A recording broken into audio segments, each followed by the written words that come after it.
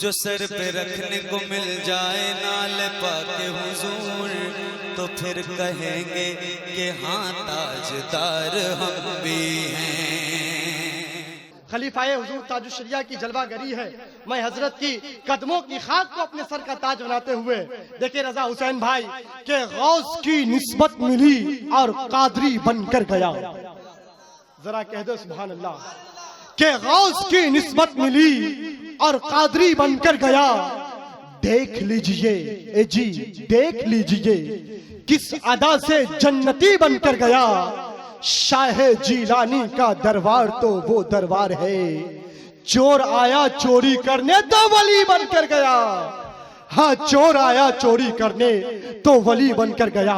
हजरात इश्क अकीदत की जमीन पर इश्क आला हजरत के शजर उगाने वाले इस अहद के नफ्स शनाज खतीब, जिन्हें खतीब मसलके आला हजरत कहा जाता है, जो दर हकीकत सरकार ताजुश शरिया की दुआओं का इतरवेज मजमुआ है।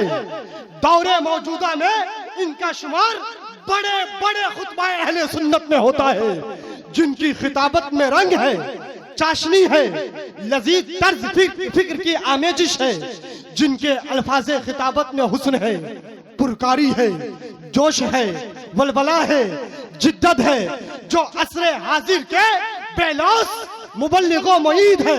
मेरी मुराद शहरे यारे खिताबत, नौबहारे फसाहत व बलागत, दुआए मुफ्ती आजम कटियार, असीरे हुजूर मुफ्ती आजम हिंद, खलीफाए हुजूर ताजुश शरिया हजरत अल्लाह मौलाना मुफ्ती शहरे यार रजा खान साहब किबला मुहतमिन दारुल उलूम कलीमिया कस्बा पूर्णिया की जात है, जो आज के जलसे के खुसूसी मुकर्रिर, जाने महफिल, शाने महफिल और मीरे मजलिस के एतबार से जलवा तराज है।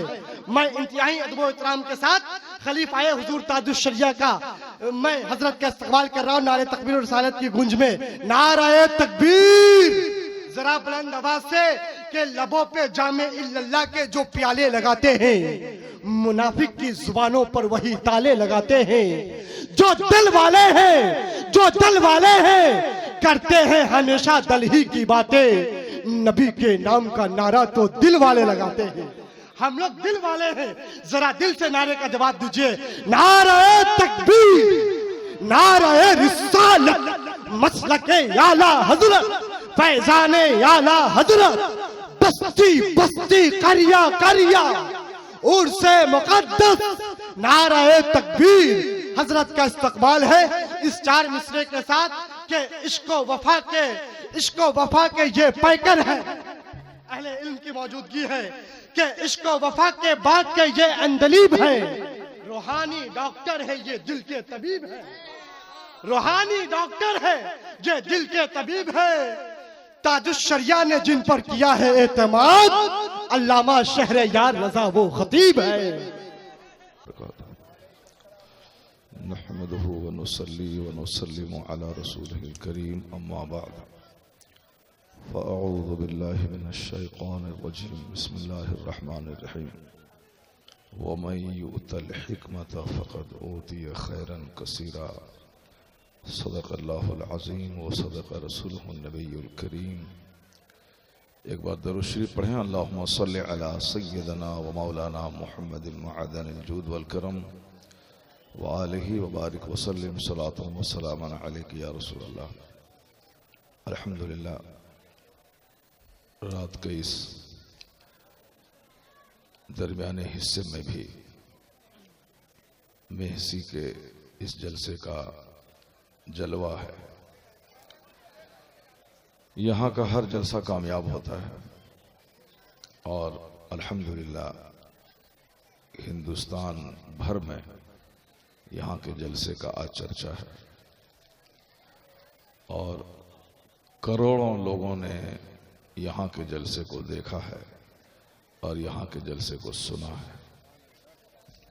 ये सब दाता अब्दुल हलीम चिश्ती रहमतुल्लाह अलैह के दरबार का फैज़ है।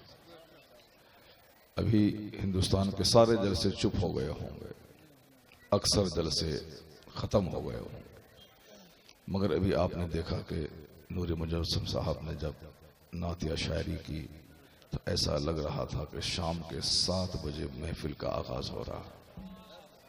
माशाअल्लाह आप लोगों ने भी सुनने का हक अदा कर दिया। हम लोगों का तो काम ही है, चाहे वो 10 बजे दे दें या 4 बजे दे दें, अपना एक काम है वो करके चला जाना। लेकिन बैठ के रहना और सबको सुनना ये बहुत बड़े दिल और गुर्दे की बात है। हमारे मुफ्ती हम्मान साहब आए, बोल के चले गए। महबूब गौहर साहब आए, निकाबत की, चले गए। नसीम सहर आए, चले गए। लेकिन आपने सबको सुना। ये सबसे बड़ा काम है जो आपने किया है। अल्लाह तबारक व तआला आपको सेहत अता फरमाए।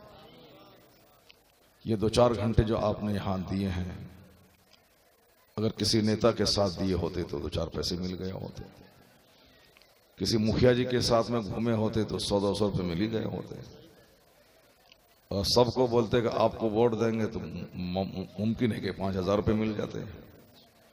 लेकिन यहां आपने 5 घंटे दिया इस जलसे को। यकीन जाने दुनिया भले नहीं मिली हो, मगर आखिरत में इसकी कीमत खरबों की है। जिस वक्त एक एक नेकी को बंदा तरसेगा, उस वक्त इस जन्नती महफिल की नशिस्त काम आ जाएगी। और आजकल लोग सेहत से बहुत परेशान हैं। दुनिया भी मिलेगी, अभी आपने 5 घंटे बैठा, लोग 1 घंटा एक जगह बैठ नहीं पाते। हमारे हिंदुस्तान के प्रधानमंत्री थे अटल बिहारी वाजपेयी, उनके घुटने का ऑपरेशन हुआ था।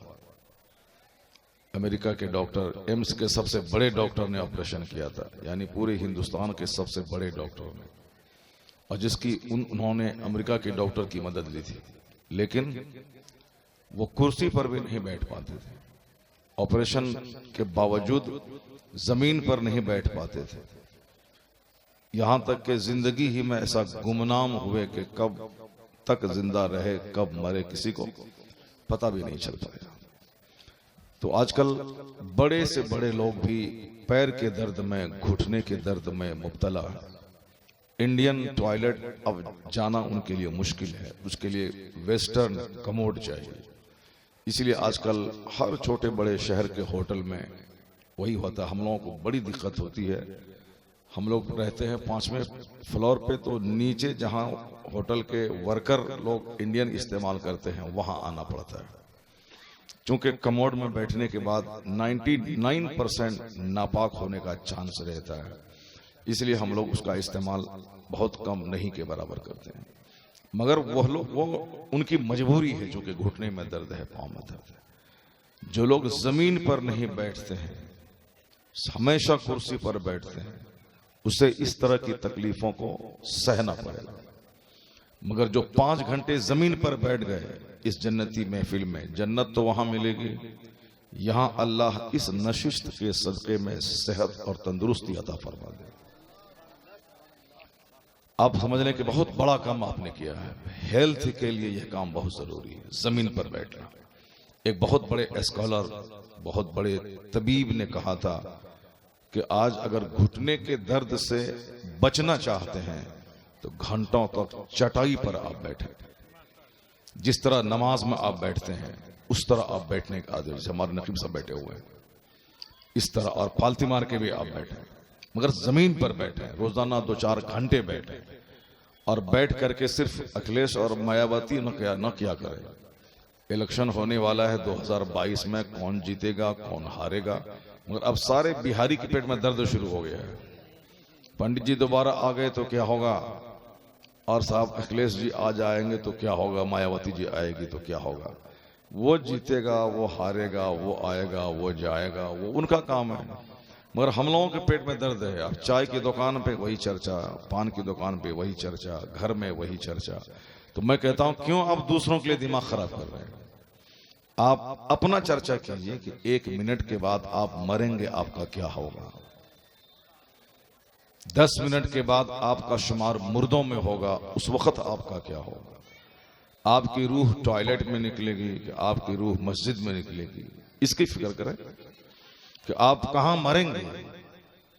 गाड़ी चलाते चलाते मरेंगे, हॉस्पिटल में एड़ी रगड़ते रगड़ते मरेंगे, झूठ बोलते बोलते मरेंगे, कि गीबत करते करते मरेंगे, कि दूसरों की बुराई बयान करते करते मरेंगे। किस हालत में मरेंगे इस पर तबसरा कीजिए, इसका चर्चा कीजिए।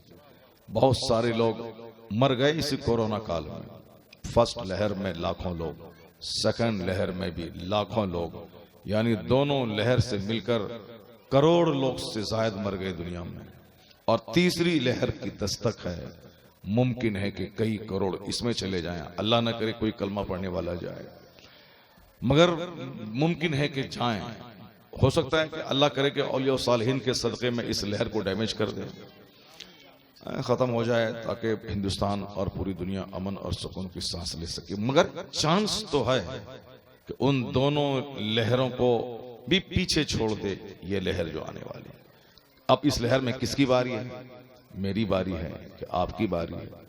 फर्स्ट लहर में लोग झुठलाते थे कि साहब ये बस कहना सुनना है, सब कुछ नहीं है, ये सब कहने सुनने की बातें हैं, ये सब साजिश है, पॉलिटिकल साजिश है, मोदी जी की चाल है, फला कहा, ये है वो है, लोग कहते हैं। मगर दूसरी लहर में जब लाश निकलने लगी घर से, साहब तमाम कब्रिस्तान और शमशान घाट जब लाशों से भर गए, तो लोगों ने कहा नहीं नहीं कोरोना है। अब तीसरी लहर में जो कुछ भी कसर बाकी है वो कसर पूरी हो जाएगी।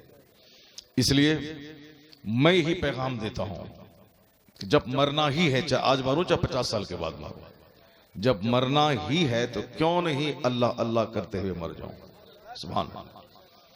जब मरना ही है तो क्यों टॉयलेट में मरूं, क्यों गीबत की महफिल में मरूं, क्यों सिनेमा हॉल में मरूं, क्यों गुटखा खाते खाते मरूं, क्यों सिगरेट पीते पीते मरूं, क्यों तंबाकू खाते खाते मरूं, क्यों गांजा शराब पीते पीते मरूं। अल्लाह तौफीक दे तो जन्नती महफिल में अल्लाह का जिक्र सुनते सुनते मर जाऊं। अल्लाह तबारक व तआला अपने फजल से बंदों पे रहम फरमाए कि हालत सजदे में मौत आ जाए, वह मौत जो औलिया और सालिहीन का शहार है। सजदे की हालत में मरना, सारे लोग नहीं मरते।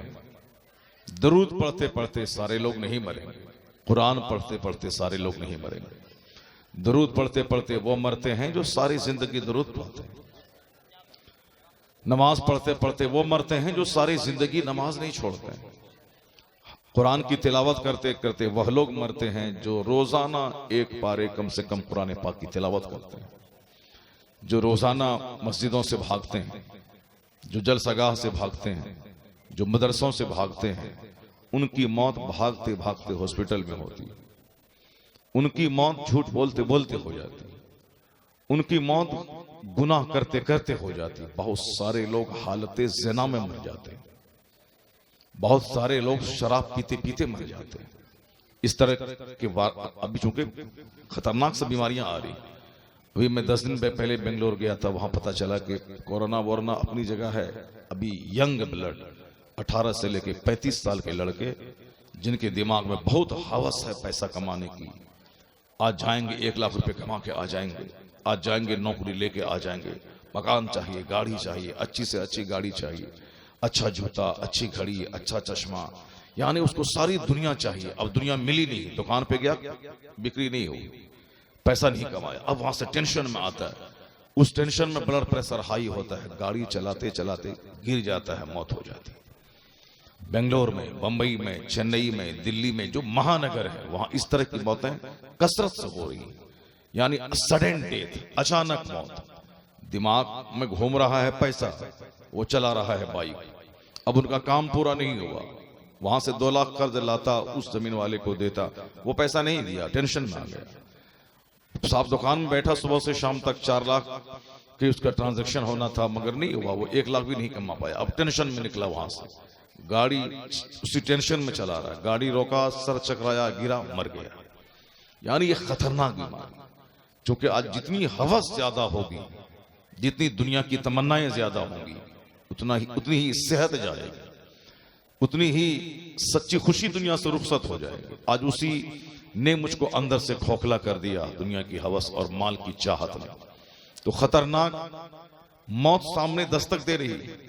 अब सामने मौत खड़ी है, जब किस चौराहे पे मौत आ जाए, कहा ट्रेन एक्सीडेंट कर जाए, नहीं देखा आपने?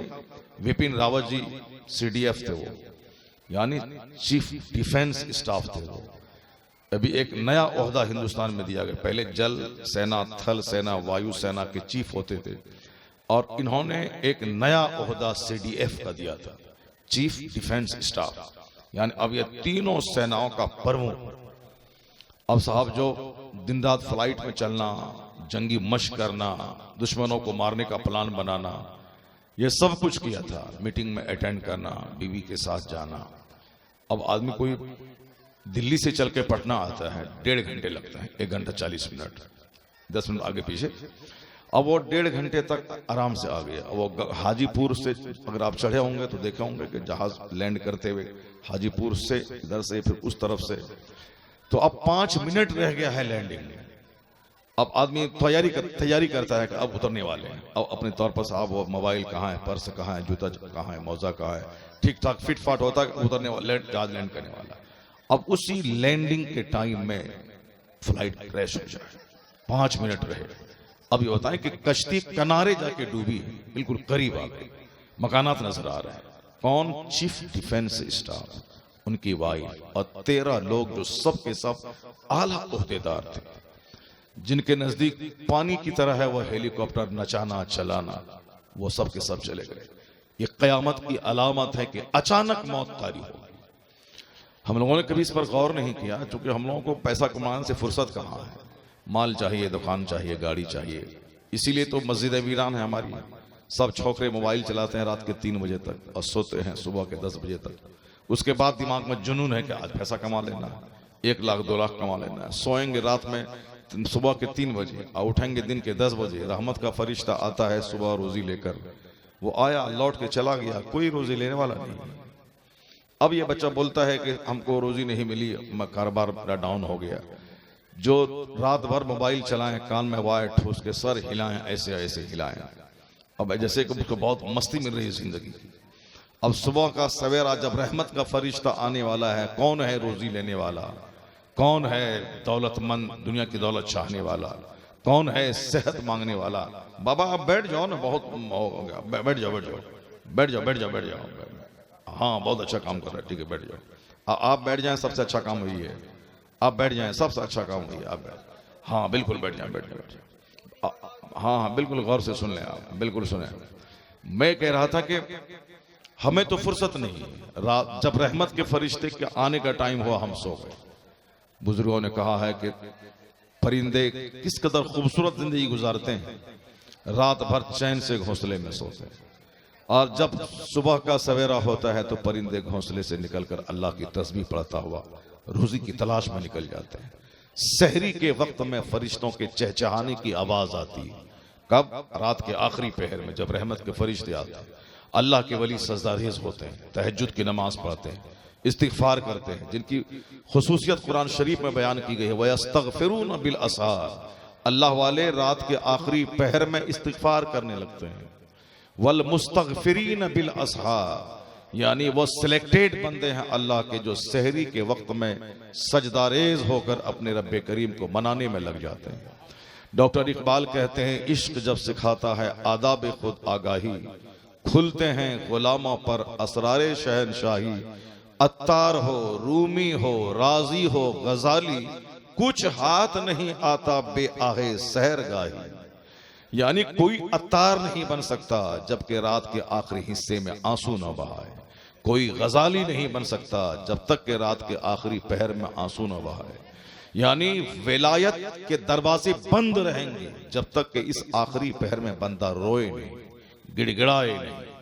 आखिरी पहर जैसे एक दुल्हा दुल्हन का मुंतजिर रहता है। एक दुल्हन शबे उरूसी में शादी की पहली रात में शौहर का इंतजार हुजरे में करती है, उसी तरह अल्लाह के नेक बंदे रात के आखिरी पहर का इंतजार करते हैं।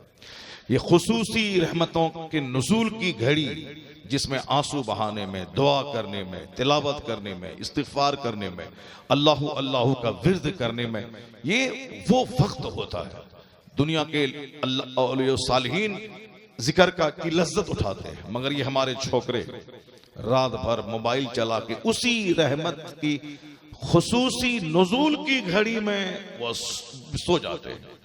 जैसे रात भर कुत्ते इस गली में उस गली में, यहां भौंकना वहां भौंकना, यहां दौड़ना वहां दौड़ना। रात के 12 बजे आप जाएं, कुत्ता इधर से हुल्लड़बाजी करता है, इस गली में उस गली में, यहाँ 10 कुत्ते इधर चले गए, 5 कुत्ते उधर चले गए।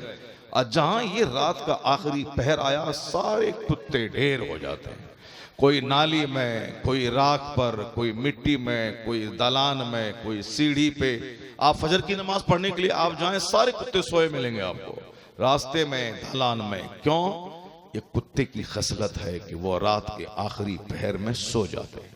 और मुर्ग की खसलत है कि रात भर चैन से सोना। अब जरा रहमत के फरिश्ते आने लगे तो मुर्ग बांग देने लगते हैं। रहमत के फरिश्तों को देख के मुर्गा बांग देता है।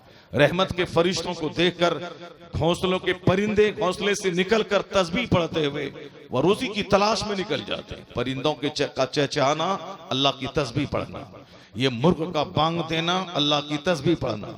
ये कुत्ते हैं जो उसी खुसूसी वक्त में ढेर हो जाते हैं, और ये परिंदा है जो उसी खुसूसी वक्त में अल्लाह की तस्बीह पढ़ता है। तो अब औलिया और सालिहीन कहते हैं, बंदे अपना कैरेक्टर का जायजा ले ले कि तेरा किरदार किससे मेल खाता है। परिंदों से मेल खाता है, मुर्ग से मेल खाता है, या कुत्तों से मेल खाता है। रात भर साहब फिल्में देखना, कहकहा मारना, मस्तियां करना, खूब कहकहा मारना, कॉमेडी सुनना, जिंदगी का जितना टेंशन है उसको दूर करने के लिए इलेक्ट्रॉनिक गुड्स के से करीब रहना, मोबाइल से चिपका रहना, कॉमेडी सुनना, साहब फिल्में देखना, गाने सुनना, खूब सर हिलाना। और जब रहमत के फरिश्तों के आने का टाइम हुआ तो जहां चाहा वहीं ढेर हो गया। गेस्ट रूम नहीं पहुंचा, दालान में, दोस्त के पास, दुकान में, जहां चाहा वहीं ढेर हो गया। तो अब वो उठेगा कब? दिन के 10 बजे। बोलेगा बरकत नहीं है, रहमत नहीं है, इतना कमाता हूं, क्या हो गया, सेहत नहीं है, जवानी में सीना पकड़ के बैठ गया, साहब पेट गया, साहब शादी से पहले ही टिकिया खाता है माजून, शादी की तारीख तय हो गई है, अब मैं अपने अंदर ताकत नहीं पाता हूं, क्या करूं, रुसवा न हो जाऊं, जलील न हो जाऊं। सेहत का दुश्मन है वो जो रात का गलत इस्तेमाल करता है। सेहत का दुश्मन है वो जो 24 घंटे का मिसयूज करता है। सेहत का दुश्मन, जन्नत का दुश्मन, बरकतों का दुश्मन। बुजुर्गों ने कहा है कि अगर रहमत चाहिए तो वक्त की कद्र कर। सोते टाइम में सो जा, जागने के टाइम में जाग जा, रात के इशा पढ़ के फौरन सो जा, और फजर की नमाज से पहले उठ जा। और उस वक्त जन्नत की हवा आती है, रोजी भी मिलती है। अगर वो हवा सेहत से टकरा गई, करोड़ों रुपए की दवा एक तरफ, सुबह की जन्नत की हवा एक तरफ। सेहत मैंने अपने हाथों से गवाया, बरकतों को मैंने अपने हाथों से लुटाया। ऐसा जीने का स्टाइल हमने अपना लिया कि जो सीधे उन सगानी दुनिया के साथ मेल खाता हो। अल्लाह तौफीक दे तो नेक लोगों के साथ बैठा कीजिए, अल्लाह तौफीक दे जन्नती महफिल में बैठा कीजिए। दुनिया की बातें नहीं, आखिरत की बात सुनिए। और फिर इस तरह की महफिलों में जो बैठने का आदी होगा, इस तरह की महफिलों में जो चंद घंटे गुजारने का आदी होगा, जो नेक लोगों के साथ बैठेगा, कुरान पढ़ेगा, मरते वक्त अगर कोई कलमा पढ़ाने वाला, तलकीन करने वाला ना भी मिले, तो जिस रब का जिक्र हुआ है वो रब उसकी जबान पे कलमा जारी फरमा देगा। और जब आखिरी बोली कलमा ला इलाहा इल्लल्लाह हो तो दाखिल अल जन्ना, वो जन्नत में दाखिल हो जाएगा। जब मौत हर वक्त है, कभी भी आ सकती है, कयामत की अलामत है, तो मौत के लिए हर वक्त तैयार रहिए। जबान को गुटका से खाली करके रखिए, वरना कलमा पढ़ने की फुर्सत नहीं मिलेगी। गांजा मत खाइए, अफीम मत खाइए, ड्रग्स का इस्तेमाल मत कीजिए, शराब मत पीजिए। शराब पीना ही कमाल नहीं है, बल्कि शरबत पीना कमाल है। शरबत जो नहीं पीता है उसको शराब पीना पड़ेगा। जो मस्जिद नहीं जाता है उसको सिनेमा हॉल में 3 घंटे गुजारना पड़ेगा। जो इस जन्नती महफिल में नहीं आता है उसे नेताजी की चप्पल उसको ढोनी पड़ेगी। जो आलिमों को सलाम नहीं करता है उसे शराबी, पापी, जानी, बलात्कारी को सलाम करना पड़ेगा। जो नेक लोगों की सोहबत में नहीं रहता है उसे नाच गाने की सोहबत में जाना पड़ेगा। जो अपनी माँ के कदम को नहीं चूमता है उसे अपनी बीवी के पांव को चाटना पड़ेगा। जो नेक लोगों की सोहबत में नहीं रहेगा उसे शराबियों पापियों का जूता खाना पड़ेगा। नहीं देखा आपने एक शख्स जो अपने आप को मुसलमान कहलाता था, जो कहता था कि मस्जिद मेरी जगह है, जो कहता था कि मैं कुरान पढ़ता हूं, लेकिन उसके दिमाग में यह बात समझ में नहीं आई कि कुरान क्या चीज है। उन्होंने वो अपनी मंतिक घुसेड़नी शुरू कर दी। ये कुरान में लगता है कि इसकी आयतें दूसरों ने बढ़ा दी। उन्होंने सैयदा आयशा जो सिद्दीका है, जिनकी सदाकत की कहानी कुरान ने बयान किया, उसने उस मुकद्दस माँ पे जिनकी जिंदगी का एक एक लम्हा अल्लाह की इबादत में गुजरा। दुनिया की करोड़ों माएँ हमारी जिन माओं की धूल और गर्द के बराबर नहीं है, वो मुकद्दस माँ उम्मुल मोमिनीन आयशा सिद्दीका रज़ी अल्लाह ताला अन्हा, जालिम बदतमीज उनकी शान में गुस्ताखी करने लगा। कुरान करीम जिसका कोई जवाब नहीं, कुरान करीम का हर्फ हर्फ अनचेंजेबल है। आज की तारीख में दुनिया के बेशुमार वैज्ञानिक कुरान पे गौर करते करते हक जैसे जाहिर हुआ वो कलमा पढ़ के मुस्तफा के गुलाम बन जाते हैं। अभी मेगाटे तेजासन थाईलैंड यूनिवर्सिटी का प्रोफेसर, उसने एक नई चीज दरियाफ्त की कि दर्द का एहसास चमड़े में होता है।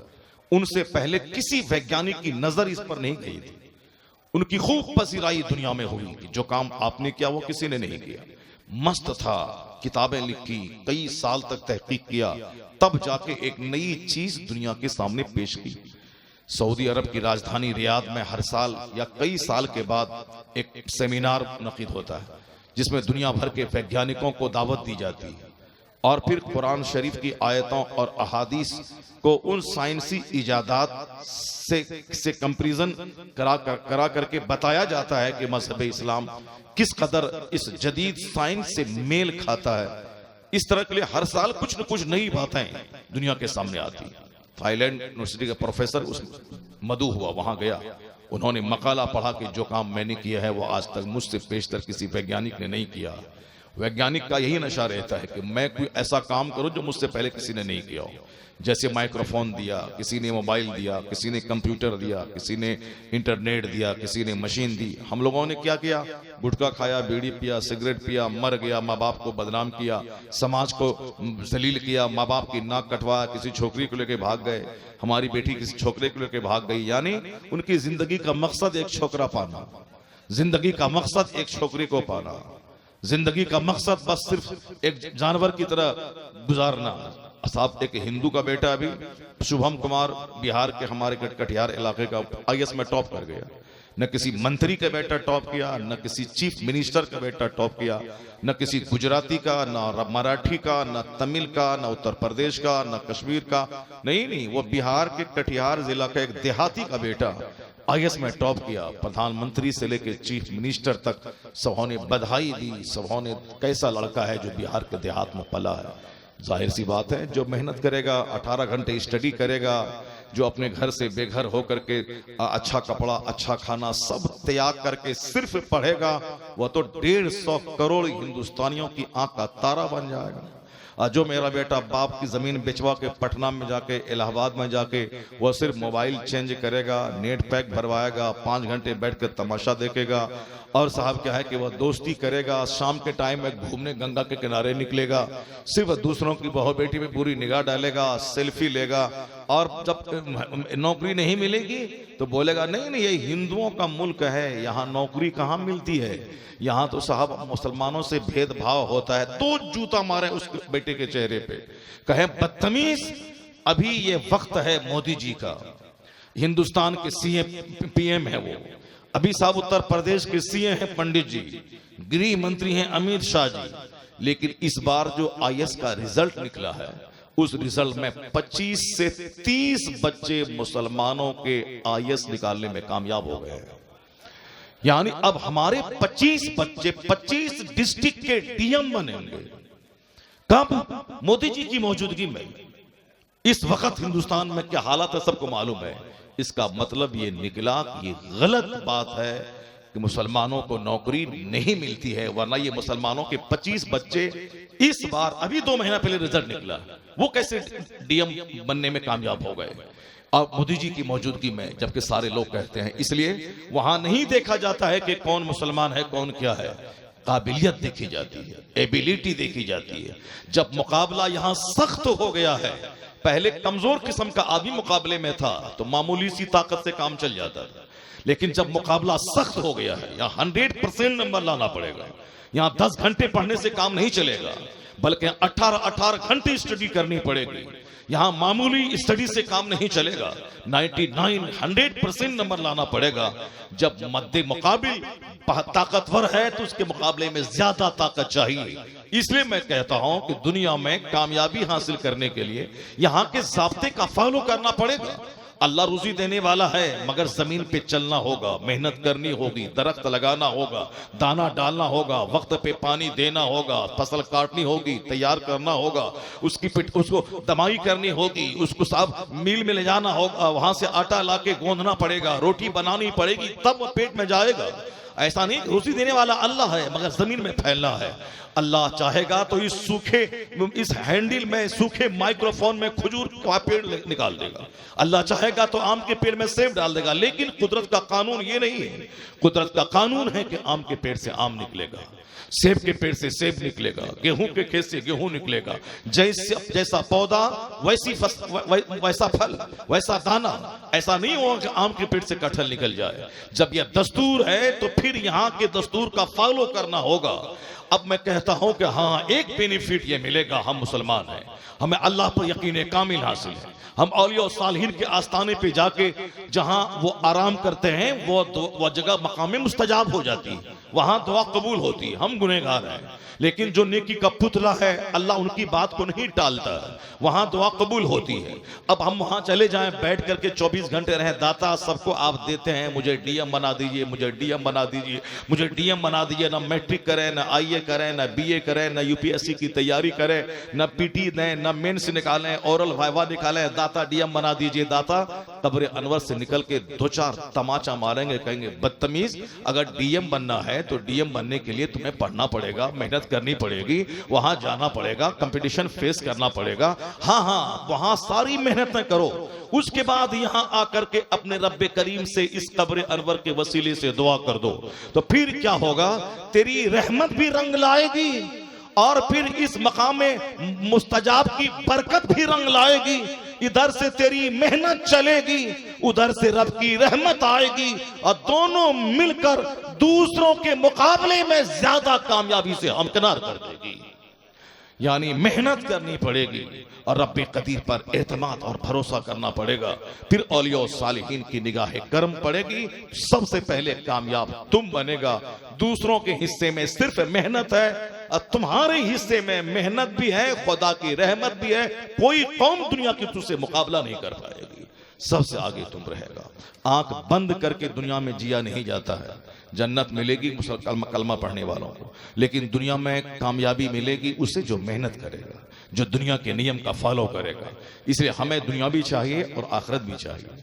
और जिसको सिर्फ दुनिया चाहिए वो 18 घंटे पढ़ता है, जिनको सिर्फ दुनिया चाहिए वो सऊदी अरब में जाकर के 10-10 घंटे ओवर टाइम लगा के ऊंट चरा के पैसे कमा के फैक्ट्री डालता है। जिसे सिर्फ दुनिया चाहिए वो रात के 3 बजे उठ के दुकान पे चला जाता है। जिसे सिर्फ दुनिया चाहिए 1 मिनट भी बेकार नहीं बर्बाद करता है। वो फिल्म हाल में 3 घंटे जाके सिनेमा नहीं देखता है। अब मारवाड़ी को देखें, गुजराती को देखें, सिंधी को देखें, बनिया को देखें, उनके बच्चे, उनकी बीवियां, उनके सारे दुनिया चाहिए। उनको अच्छा घर चाहिए, उनको अच्छा खाना चाहिए, उनको एक शहर में 10 दुकान चाहिए, उनको एक शहर में 10 मकान चाहिए, उनको 10 गाड़ी चाहिए, उनको ब्रीजा भी चाहिए, उनको करेटा भी चाहिए, उनको इनोवा भी चाहिए, उनको फॉर्च्यूनर चाहिए, उनको जगवार कंपनी की कार चाहिए। जैसी कार मेरी हो पूरे शहर में किसी के ना हो।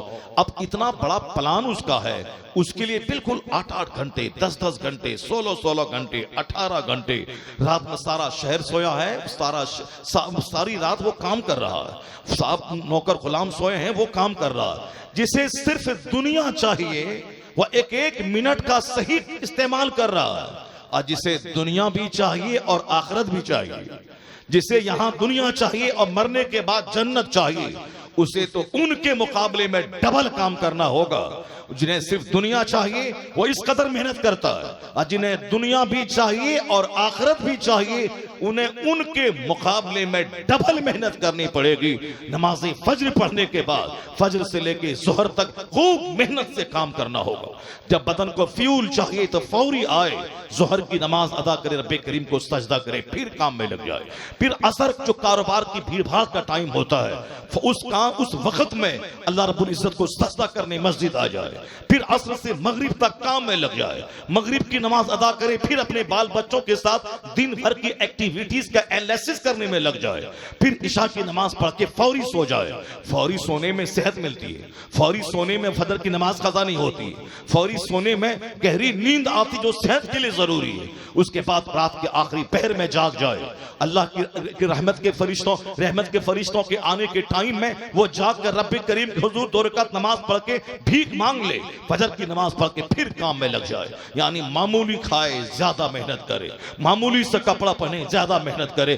जिसे सिर्फ दुनिया चाहिए उनके मुकाबले में जिसको दुनिया और आखिरत दोनों चाहिए उसे काम भी करनी पड़ेगी, उसे इबादत भी करनी पड़ेगी। ना फजर छूटे, ना ज़ोहर छूटे, ना असर छूटे, ना मगरिब छूटे, ना ईशा छूटे, ना तिलावत छूटे, ना जिक्र अज़कार छूटे और ना मेहनत छूटे। खेत भी ना छूटे, खलियान भी ना छूटे, दुकान भी ना छूटे, और कॉलेज भी नहीं छूटे, स्कूल भी नहीं छूटे, स्टडी भी ना छूटे।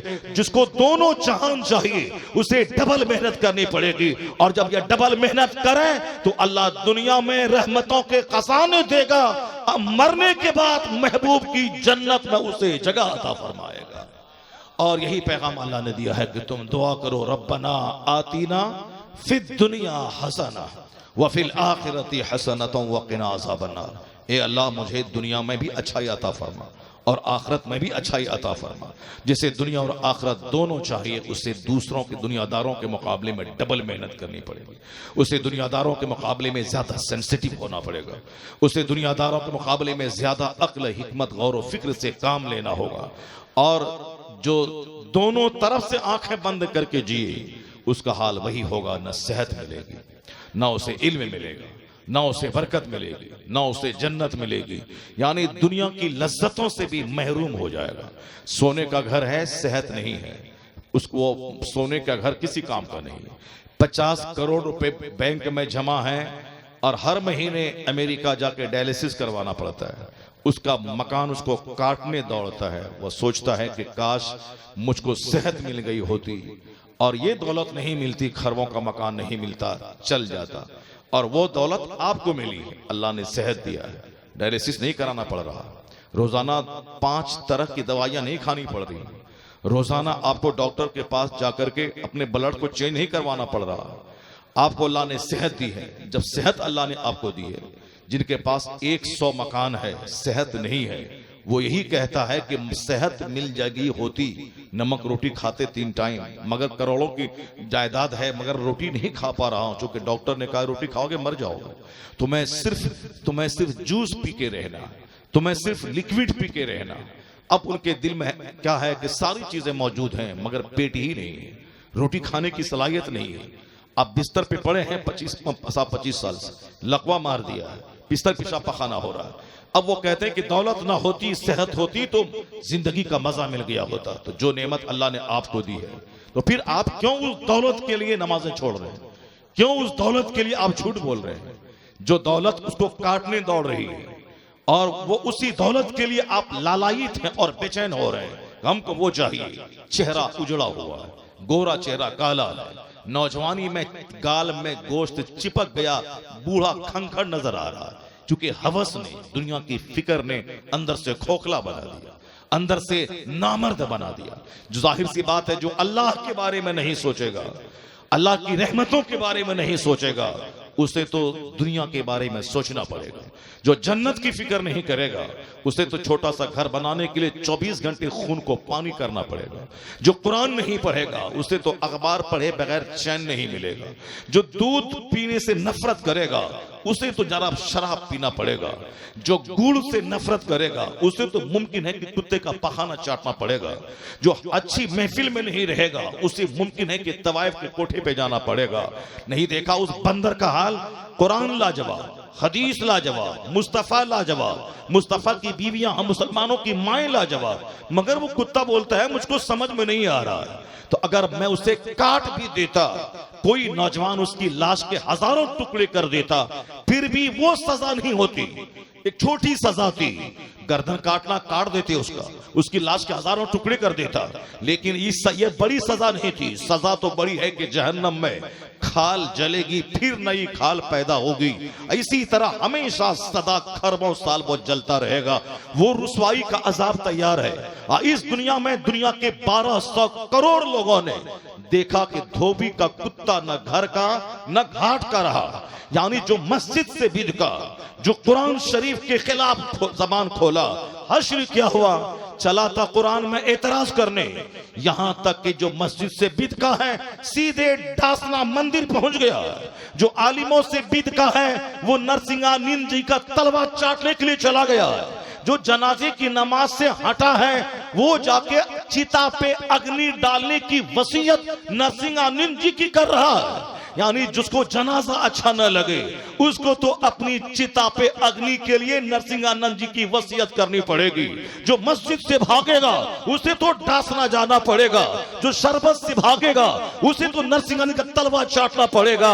यानी सारी दुनिया ने देखा, जो टोपी से चिढ़ा है उसे माथे पे तिलक सजाना पड़ा है। जो मस्जिद से भागा है उसे किसी बुत के सामने सजदारेज होना पड़ा है।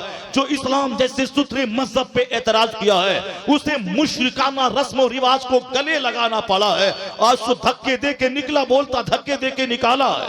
अब वहां पूछा जाता है कि जब धक्के दे के निकला है तो फिर आपने अपनी मर्जी से तो नहीं कबूल किया, आप इस वफादार आप यहाँ के भी नहीं रहे, वहां भी जलील हो रहा है और यहाँ भी जलील होकर निकला है। यानी धोबी का कुत्ता न घर का रहा, न घाट का रहा, न दुनिया का रहा, न जन्नत का रहा। अल्लाह ने उसे जलील करके बता दिया। जो कुरान से बिदकता है उसका अंजाम यही होता है। जो इस्लाम पे हमला करता है उसका हश्र यही होता है। जहन्नम में वहां जलेगा, यहाँ रुसवाई की आग में अल्लाह ने जला दिया। उसे जलील और बेइज्जत करके बता दिया कि जो भी कुरान के खिलाफ जबान खोलेगा उसे इसी तरह रुसवाई की आग में दोनों जहान में जलना पड़ेगा। अल्लाह ने उसे जलील करके बता दिया, अल्लाह ने उसे रुसवा करके बता दिया कि अल्लाह अल्लाह है।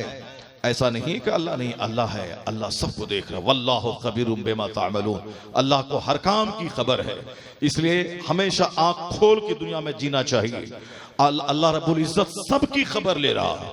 अल्लाह ताला है। और इस दौरे कोरोना में तो हमारा यकीन और मजीद पुख्ता होता चला जा रहा है। इस्लाम हक है, इस्लाम का कानून हक है, मुस्तफा हक है। जो कुछ भी इस्लाम कहता है वो सच है।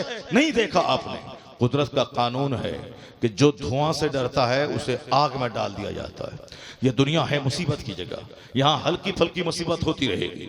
यहाँ जब से गाड़ी है, जिस दिन गाड़ी नई निकल के शोरूम से आती है उस दिन गाड़ी बिल्कुल टंच रहती है, लेकिन 5 साल के बाद टायर पंचर होना, हवा का निकल जाना, इंजन में करकर होना। साहब साइकिल को ही देख लें, नई साइकिल निकल के आई है, बिल्कुल मजेदार ढंग से चलती है 2 साल तक। उसके बाद साहब वो हैंडल टेढ़ी हो गई, घंटी खराब हो गई, साहब क्या है, कोई चैन गिरने लगा, वो टायर खराब हो गया। यानी उसी तरह आदमी मेंटेन करता रहता है। जो खराब हुआ ठीक है, फिर चला।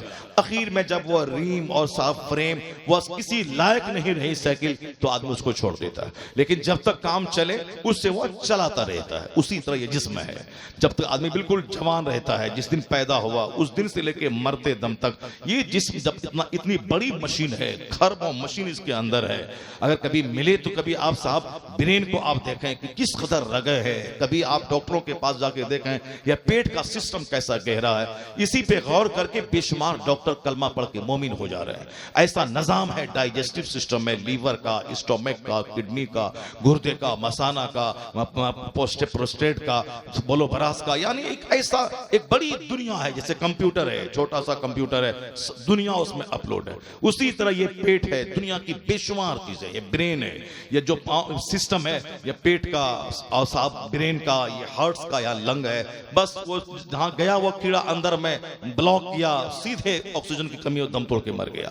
यानी पंखा, जिस तरह पंखी चलती है, जिस तरह मशीन में कार चलती रही 10 घंटे तक, तो पंखा की हवा उसको इंजन को बिल्कुल सर्द रखने में वो काम देती है, उसी तरीके से सारा सिस्टम है सीने का।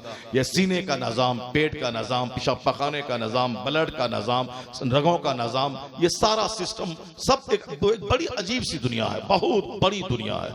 जो इसलिए डॉक्टर आज सब चीज के स्पेशलिस्ट नहीं होते हैं। कान वाला अलग है, कान में भी हजारों पॉइंट है, आंख वाला डॉक्टर अलग है, उस आंख में भी हजारों नुक्ते हैं कि जहां सब तक सबकी रिसाई सब पर नहीं है। साहब ब्रेन है, ब्रेन में भी बहुत सारे चैप्टर है, हर आदमी अलग अलग चैप्टर का एक्सपर्ट होता है। यानी वो अजीम खुदा कि कैसी कारीगरी है कि जिस चीज को देखें सब लाजवाब, जानवर लाजवाब, दूध का सिस्टम लाजवाब, खून का सिस्टम लाजवाब, चारा का सिस्टम लाजवाब, फसलों का सिस्टम लाजवाब, यानी ये लाजवाब दुनिया है, इस सारा काम इसका लाजवाब है। जब इस पर गौर करेंगे तो अल्लाह पर यकीन पैदा होगा, अल्लाह का यकीन पुख्ता होगा, खूब दिल खोल के इबादत करने को जी चाहेगा, खूब अल्लाह रब्बुल इज्जत की बंदगी करने को दिल चाहेगा। पागल जिसके पास अकल नहीं है वो बोलेगा नहीं नहीं कुछ नहीं होने वाला है, मरने के बाद कुछ नहीं होगा, मरने के बाद कुछ नहीं होगा। कौन बोलता मरने के बाद जन्नत जहन्नम में, सब यही दुनिया ही में है। जबकि वो आदमी के पेट में हमेशा 2 केजी पाखाना रहता है, पाखाना रूम में अपने हाथ से साफ करता है, मेहतर वाला काम करता है, ताकि बादशाह भी हो जब अपना पाखाना साफ करे तो पता चले कि मुझ में और मेहतर में क्या फर्क है। गुरूर तोड़ने के लिए अल्लाह ने हमारे साथ बीमारी को लगा दिया है, अल्लाह ने मेरे साथ पाखाना पेशाब का सिस्टम लगा दिया है, अल्लाह ने हमारे साथ बुढ़ापे को लगा दिया है। जवानी में बाल है काला, उसके बाद बाल की सफेदी, ये हमारे गुरूर को तोड़ने के लिए है। अचानक बीमारी, बाल बच्चे की मौत, मौसम की तब्दीली, जलजला, सैलाब, ये सारी चीजें आंख खोलने के लिए हैं, हिबरत हासिल करने के लिए हैं। अल्लाह की खूबसूरत दुनिया में सारी चीजें लाजवाब है। अल्लाह ने ये दुनिया को बहुत खूबसूरत बनाया है। अगर आप मैदानी इलाके में रहते हैं तो कभी आप पहाड़ी इलाके में जाएं, ऐसा लगेगा कि वहां से वापस ना हो। हम लोग उत्तर प्रदेश और बिहार में खिताब करते हैं, लेकिन कभी ऊटी जाएं, कभी नेपाल के काठमांडू जाएं, कभी कश्मीर जाएं, पहाड़ ऊपर से गुजरें तो अब वहां से लगता है कि इंसानी आबादी बिल्कुल चूंटी की मानिंद, यानी डल झील को, अनंतनाग को, अब श्रीनगर में वो साहब देखें तो ऐसा लगता है कि क्या हसीनो जमील दुनिया है अल्लाह की। निशात बाग, शालीमार बाग, यानी ऊटी जाएं साउथ इंडिया में, केरला जाएं जो झीलों का स्टेट है, जिसको वह लोग अपनी जबान में खुदा का अपना मुल्क कहता है, गॉड्स ओन कंट्री केरला को कहते हैं, यानी वो इलाका है। ऐसी खूबसूरत दुनिया है। अल्लाह ने इस खूबसूरत दुनिया को बनाया था ताकि मेरे बंदे का दिल लगे, मेरा बंदा यहाँ रहे, जब जी करे पहाड़ पे जाए, जब जी करे समंदर के किनारे जाए, जब जी करे बाग में घूमे, और फिर रोटी भी खाए, चावल भी खाए, आलू भी खाए, सीजनल सब्जी भी खाए, काजू खाए, किशमिश खाए, अखरोट पिस्ता दाना खाए, और फिर मौसमी फल आम भी खाए, जामुन भी खाए, लीची भी खाए, और सीजनल वेजिटेबल भी खाए। एक परमानेंट सब्जी है आलू, वो भी खाए, और कभी घेरा खाए, कभी कद्दू खाए, लौकी खाए, कभी झिंगली खाए, कभी साहब सेम खाए। यानी सीजनल फ्रूट्स में अलग अलग क्वालिटीज होती है, अलग अलग गुण होते हैं, उसमें भरपूर मिकदार में प्रोटीन, विटामिन, ग़िज़ाइयत सारी चीजें होती हैं। अल्लाह ने मेरे लिए, अल्लाह का फरिश्ता नहीं कहता है, अल्लाह खाने से पाक है, वह हमारे लिए इन सारी चीजों को पैदा किया। कहीं धान की खेती की हरियाली, कभी गेहूं की खेती की हरियाली, कभी मक्के की खेती, कभी बाजरा की खेती, कहीं कपास की खेती, कहीं सेब के बागात, कहीं आम के बागात। ये इसीलिए है ताकि बंदा यहाँ इस दुनिया का लुत्फ उठाए, और यहां जब भी समंदर के किनारे जाए तो रब्बे करीम की कुदरत याद करके समंदर के किनारे सजदा रेज हो जाए, और जब किसी बाग में जाए उसका हुस्न देखकर मबहूत हो जाए और कहे इलाही ये दुनिया का बाग इतना हसीन है तो जन्नत का बाग कितना हसीन होगा। यानी ये बाग उसे जन्नत के बाग की याद दिलाए, उस बाग में मुसल्ला बिछा के सजदा रेज हो जाए। इलाही ये बंबई जैसा शहर जहां हिंदुस्तान की आधी दौलत रहती है वो समंदर के किनारे कैसे आबाद है। हिंदुस्तान का सबसे कीमती इलाका वह पीटर रोड है जहां मुकेश अंबानी का 36 मंजिला घर है। वह पीटर रोड है जहां के एक एक फीट की कीमत साहब लाखों में है। वो कहां है? समंदर के किनारे। समंदर की मौजें जब उठती हैं तो लगता है कि बंबई शहर को अपने आगोश में ले लेंगे।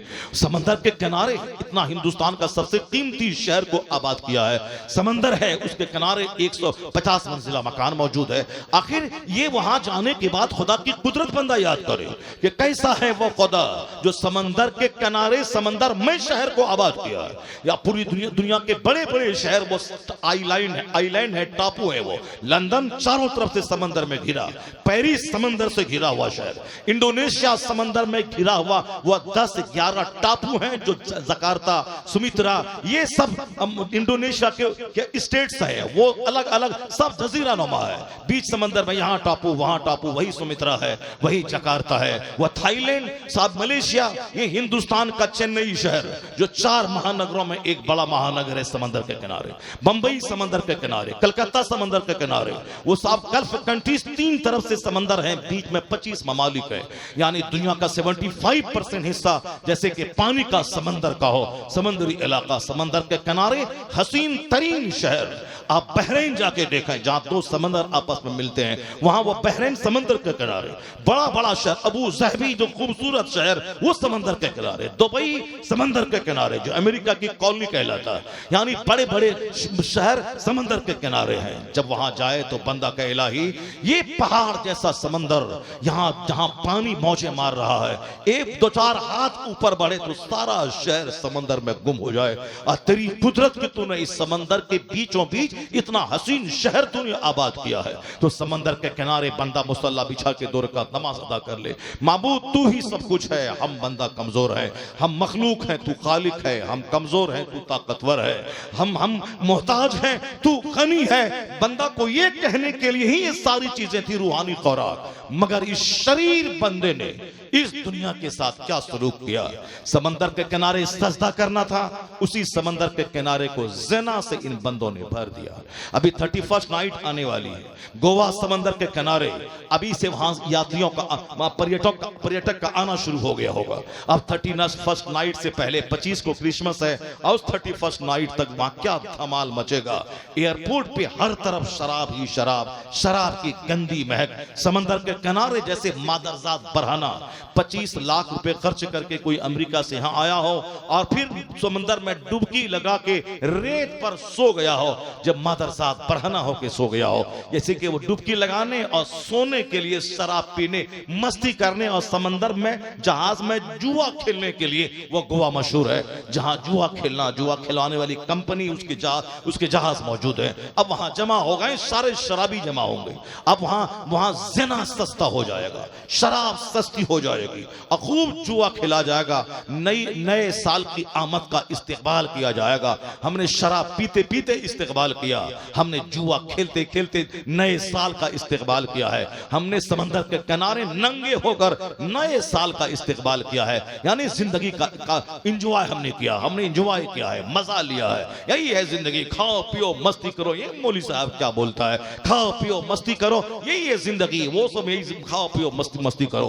कभी जहाज का डूब जाना और सारे ज़ानियों का फना हो जाना, सारे शराबियों का बुरी मौत मरना, उससे इबरत हासिल नहीं करता। गाहे बगाहे ऐसा होता रहता है। तो जहां सजदा करना था उस किनारे को ज़िना से भर दिया। काठमांडू हिल स्टेशन, नीचे बदन जलता है, वहां कंबल ओढ़ के सोया जाता है। तो कहना चाहिए था बंदे को, इलाही क्या तेरी दुनिया खूबसूरत है। यहाँ बर्फीली हवा है, नीचे बदन जल रहा है। यहाँ अप्रैल मई में कंबल ओढ़ के सो रहा हो तो वहां तो आदमी को सजदा करना चाहिए था, लेकिन यह शरीर बंदा उस शहर को ज़िनाकारी का अड्डा बना दिया।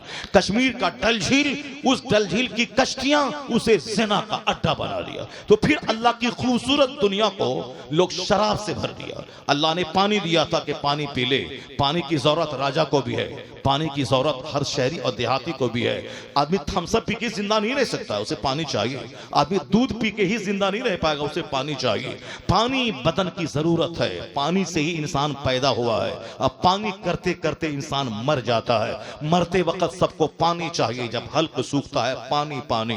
प्रधानमंत्री भी पानी, और साहब चपरासी भी पानी, मौलाना भी पानी, आम आदमी भी पानी पानी पानी करता है। तो कितनी बड़ी नेमत है ये पानी, ये पानी कितनी बड़ी नेमत है। आदमी को पानी पीना चाहिए, 8 लीटर पीना चाहिए, 4 लीटर पीना चाहिए, कम से कम 3 लीटर पीना चाहिए रोजाना। खूब पेशाब का सिस्टम साफ सुथरा रहे और बदन में एनर्जी मिलती रहे। पानी का सिस्टम कितना अच्छा था, मगर ये शरीर, ये बदतमीज इंसान पानी जैसी नेमत की मौजूदगी में शराब पीना शुरू कर दिया। पानी जैसी नेमत की मौजूदगी में साहब दूसरी गैर जरूरी ड्रिंक इस्तेमाल करना शुरू कर दिया। यहां सेब संतरा की मौजूदगी में गांजा खाना शुरू कर दिया। यहां अपनी खूबसूरत बीवी की मौजूदगी में काम करने वाली नौकरानी से जिना करना शुरू कर दिया। जब वो हामिला हो जाए तो बेइज्जती के डर से उसे काट करके बूटी बूटी करके गटर में डालना शुरू कर दिया। अपनी बेइज्जती के डर से अपने साहब उसे पहले जिना किया, फिर कत्ल करना शुरू किया। अपनी खूबसूरत बीवी घर में है, जो कपड़े धोती है, जो उनके पांव दबाती है, जो उनके बच्चे पैदा करती है, जो उनके घर को जन्नत बनाती है, जिसको जो प्यार करने की चीज है कि जैसे कि बीवी नहीं ये नौकरानी हो, ये घर की सफाई करना, किचन का सारा का इंतजाम करना, शौहर को भी खुश रखना, बच्चों को भी स्कूल भेजना, ये सारा काम बेचारी करती है। वो तो इसीलिए उसका सारा नाज सहना चाहिए। वह कड़े होके बोलेगी, वो साफ 2-4 बात ऊंची आवाज में बोल देगी। वह बोलेगी कि हम तो नौकरानी है, काम करने के लिए पैदा हुए हैं, सहना पड़ेगा। उसे खूब प्यार देना होगा, इतना प्यार देना होगा कि किचन में 5 घंटे रहने का दर्द सारा भूल जाए। इतनी मोहब्बत करनी होगी कि 2 घंटे तक बच्चों के कपड़े धोना, पखाना पेशाब वाला उस मुसीबत को वह भूल जाए। इतना प्यार उसको दिया जाए कि साहब वो रात की और दिन भर की सारी थकावट को भूल जाए। वह अपने आप को फील ना करे कि मैं नौकरानी हूं। शौहर को भी खुश रखना है, बच्चों को भी खुश रखना है, खाने का भी इंतजाम करना है, कपड़ा धोने का भी इंतजाम करना है, और घर को भी साफ सुथरा रखना है, आने वाले मेहमान की भी खिदमत करनी है। यानी सारा लोड उसके ऊपर में है। उसके बाद अगर शौहर आके 2-4 तमाचा उसे मार दे, शौहर उससे गाली देने लगे, शौहर उसको बोले कि हम तुम्हें भगा देंगे, तलाक दे देंगे, उससे बड़ा बदतमीज कौन होगा। हुजूर ने कहा था, यह टेढ़ी पसली से पैदा हुई है, इसे सीधा करने की कोशिश मत करना, उसको उसी हालत में छोड़ दे। बड़े काम की चीजें फायदा हासिल करना, और तोड़ सीधा करना चाहेगा तो टूट जाएगी, और यह टूटना तलाक है। यानी तुम्हारा घर बिगड़ जाएगा, तुम्हारी जिंदगी की खुशी लूट जाएगी। बच्चे सलामत हैं, बीवी सलामत है, तो घर छोटा सा किराए का भी जन्नत का नमूना लगता है। वरना अगर तुम उनको सीधा करना चाहेगा तो फिर टूट जाएगी। उसी हालत में रहने दे, समझाता रहा, अल्लाह की बात बता, रसूल पाक की बात बता, बुजुर्गों की बात उसको बता। ये प्यार की चीज है। उसको हदीस सुना, उसको कुरान सुना, उसको डांट डपट करके वो नमाज नहीं पढ़वा पाएगा। प्यार से नमाज पढ़ा दे, उसको आखिरत बता दे, रसूल पाक की बीवियों की जिंदगी उसको सुना दे। मोहब्बत कर, ये अपना दिल तेरे पांव के नीचे बिछा देगी। हुजूर ने मोहब्बत का पैगाम दिया है। नहीं देखा आपने कि सरकार की 11 बीवियां थी, और सारी बीवियां ये समझती थी कि सरकार मुझसे ज्यादा मोहब्बत फरमाते हैं। वह दुनिया का सबसे बड़ा तबीब, सबसे बड़ा मुअल्लिम, सबसे बड़ा हकीम हाजिर, सबसे बड़ा मुस्लिह, जो अपने घर को इस कदर कंट्रोल से रखा था कि बीवियों में आपस में कोई तनाव नहीं। या एक बीवी है, दिन रात कुत्ते की तरह जंग है, लड़ाई है, झगड़ा है, डांट है, डपट है, घर छोड़ के भागना है। एक बीवी नहीं संभलती, वहां 11 बीवियां मुसलमानों की मुकद्दस माएं हैं। और किस कदर कंट्रोल से, ऐसा नहीं कि सरकार ने फूंक दिया तो वो चुप हो गई, या डंडे से मार के चुप कर दिया। नहीं नहीं, हुजूर हमारे लिए मॉडल है। उन्होंने नेचुरल सिस्टम का फॉलो करके मुझको बताया कि घर आबाद कैसे रहता है, 4 भाई आबाद कैसे रहते हैं, समाज के 50 लोग आबाद कैसे रहते हैं। एक घर में 4 भाई है, चारों अपनी बात मनवाना चाहे वो घर टूट जाएगा। एक समाज में 50 लोग हैं, 50 बोले मेरी राय मानी जाए, वो समाज तबाह बर्बाद हो जाएगा। जहां कोई बैकफुट पे जाने को तैयार ना हो, सब आदमी आगे अगली नसीहत में बैठना चाहे कि हमारी बात रहे, मेरी मौत सीधी रहे, उस समाज में तनाव होता है, कशीदगी होती है, वह समाज टूट जाता है। वो समाज आबाद रहता है जिस समाज में दूसरों को आगे बढ़ाने, दूसरों को प्रमोट करने, दूसरों को कुर्सी देने, दूसरों को सम्मान देने, दूसरों को इज्जत देने की भावना जहां होती है, उस समाज में मोहब्बत होती है, उस समाज में लुत्फ आता है। जहां 4 भाई चारों एक दूसरे को सम्मान देने को तैयार रहे, तुम इस कुर्सी पे बैठ जाओ, नहीं नहीं मैं नहीं, आप इस कुर्सी पे बैठ जाओ, आप इस सदारत की कुर्सी पे आप बैठो, वहां मजा होता है। और जहां सदारत की कुर्सी छीनने की जंग हो, वहां इख्तलाफ, इंतशार, कत्ल, वहां वो घर रस्मगाह में तब्दील हो जाता है। आज समाज में इख्तलाफ, घर में इख्तलाफ, मुल्क में इख्तलाफ, असेंबली में इख्तलाफ, पार्लियामेंट में इख्तलाफ, पीर के नाम पे इख्तलाफ, मजार के नाम पे इख्तलाफ, मदरसे के नाम पे इख्तलाफ, पीर साहब की खानकाह में जंग है, सज्जादगी की जंग है, सिर्फ इसीलिए जंग है।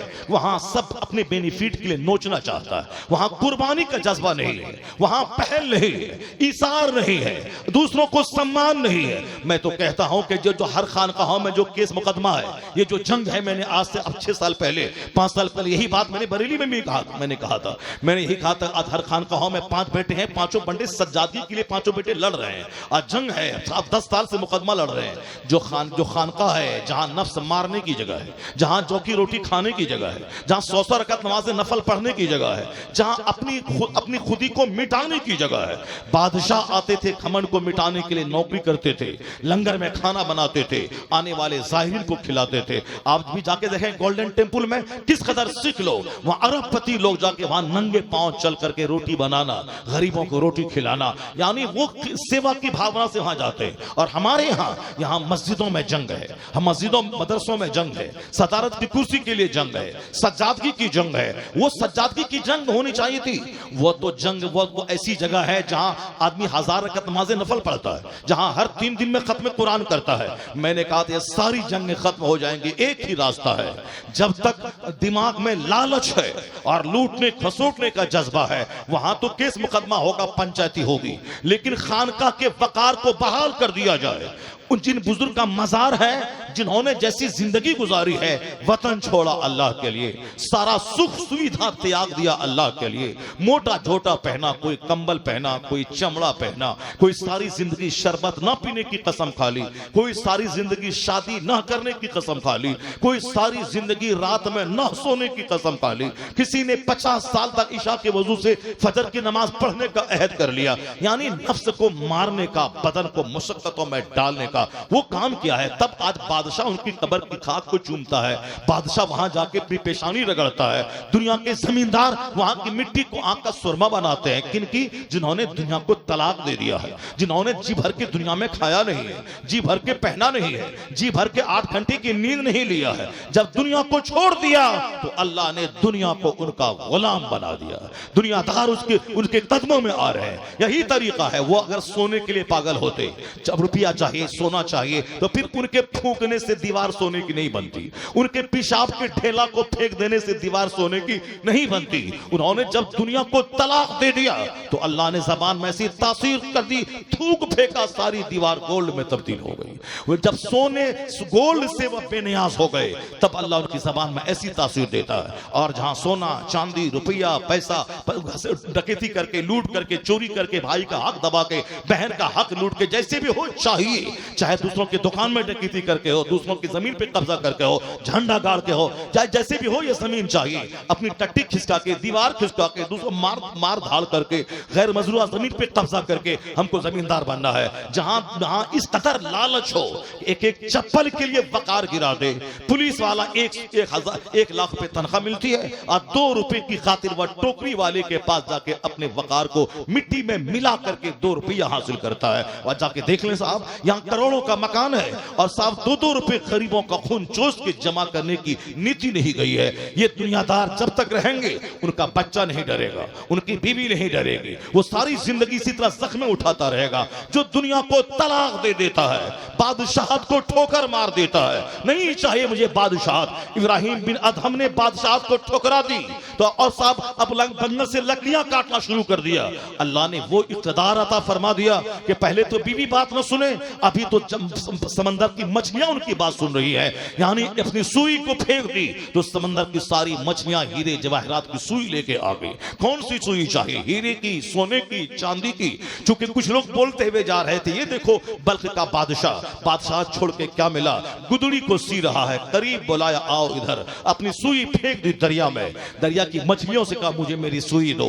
हीरे जवाहरात की सुई लेके दरिया की मछलियां किनारे आ गई, ले लो ये। कहा ये नहीं चाहिए, कहा मुझे अपनी सुई लोहे की चाहिए। एक मछली बीच दरिया से पानी को फाड़ती हुई आई और आपकी जो लोहे की सुई थी वो आपके हाथ में रख के वापस चली गई। कहा देखा तुमने, उस दुनिया में तो हजारों दुश्मन होते हैं। बादशाह के दुश्मन उनके वजीर होते हैं, बादशाह के दुश्मन दूसरा बादशाह होता है, लेकिन मैंने उनको थूक दिया है। अल्लाह ने ये बादशाहत अता फरमा दी कि दरिया की मछलियां भी मेरी बात मान रही है। जो अल्लाह का हो जाता अल्लाह उसका होता है। तो जिस कब्र में रहने वाले ने दुनिया को तलाक दे दिया, उनकी सज्जादगी के नाम पे जंग जारी है। हम बनेंगे सज्जादा, हम बनेंगे खलीफा। क्यों? इसलिए कि नजर पैसे पर है। वो जो आने वाले जाहिर, वो जो गोलक में पैसा डालेंगे, हम मुफ्त में न डीएम बनना है, न एसपी बनना है, न दारोगा बनना है, न बेटे को मास्टर बनाना है, न बेटे को टीचर बनाना है, न वैज्ञानिक बनाना। अजमेर के मुजाहिर की तरह वो काली टोपी रामपुरी कैप पहना के, दाढ़ी मोछ साफ करवा के और वो लंबी शेरवानी पहना के रास्ते पे छोड़ देना है। कहां से कौन ग्राहक आए, कहां से कौन कस्टमर आए, उसकी जेब पे नजर डाले, कहां से कौन औरत आए, उस पे चादर डाल करके उसका पर्स छीन ले।